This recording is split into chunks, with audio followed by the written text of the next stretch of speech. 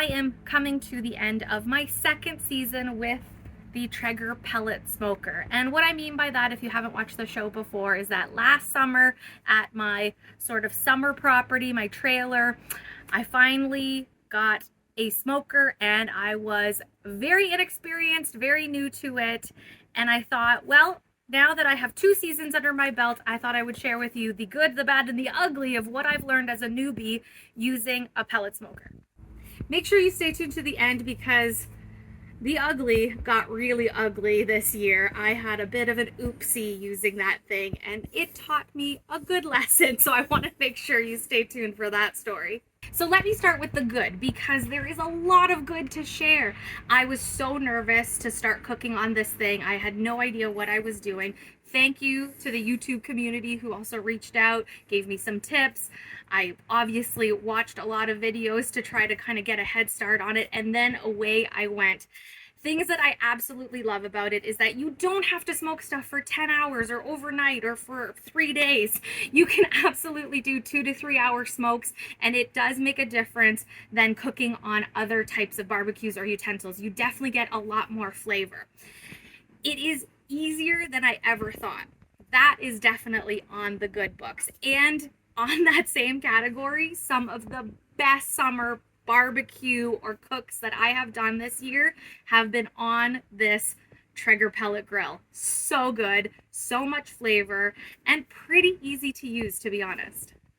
Now, when I say easy, I mean things like bacon wrapped pork tenderloin. It takes about 3 hours to do.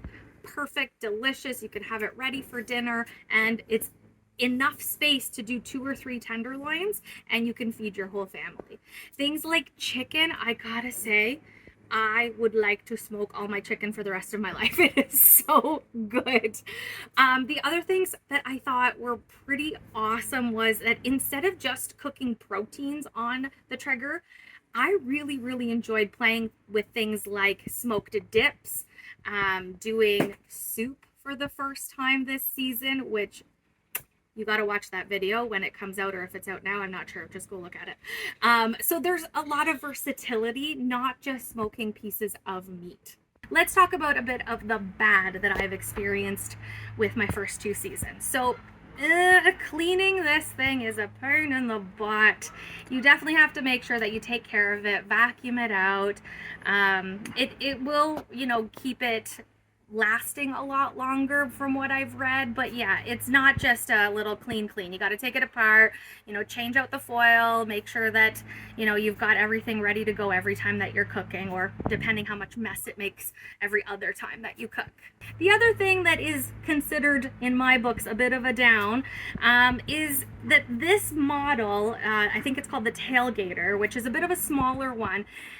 You kind of have to pay attention to the pellets and the hopper, because if it runs out, it will turn off. So it isn't kind of a set it and forget it situation where you can just walk away or put something on overnight and deal with it. I think this one you got to pay a little bit more attention to. The other thing that I'm going to consider on my bad list is, once I started cooking on this, I wanted a bigger one. All right, let me tell you about the ugly. Oh, I had my first panic moment cooking on the Traeger this summer. It's super embarrassing, but you learn from trial and error, and I learned from this. So, as I mentioned a little bit in the bad, is that with this one, you got to watch the hopper. If you just walk away for a couple hours and the pellets don't go down, it goes out. Now, this happened to me and I didn't really know what happened. The temperature went way down low and wasn't doing anything. A little bit of smoke was sort of there, but not really. Like, I could hear it. And I sort of panicked and I went to Google and I was like, what do I do? What happened? Why is it turned off? So I just kept feeding it pellets for a little while. Don't do that. But then I turned it off and I let it do its shutdown cycle and thought, oh, okay, that sounds good. Now I can turn it back on. It'll fire back up. It blew up in my face. Nobody got hurt. Nothing got burnt down. But immediately as I turned it on, the clouds of smoke filled the air and it went whoosh. Scariest day of my life. Thank God I do not have video of the explosion.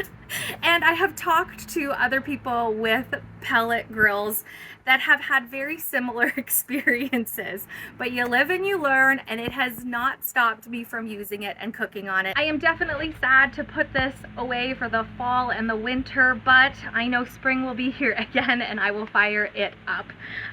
Thank you so much for watching the good, the bad, and the ugly, the silly kitchen Traeger version. If you have any questions, if you're thinking about getting a smoker or you're new to it, I'd love to share all my silly, funny, and delicious stories with you. Till next time.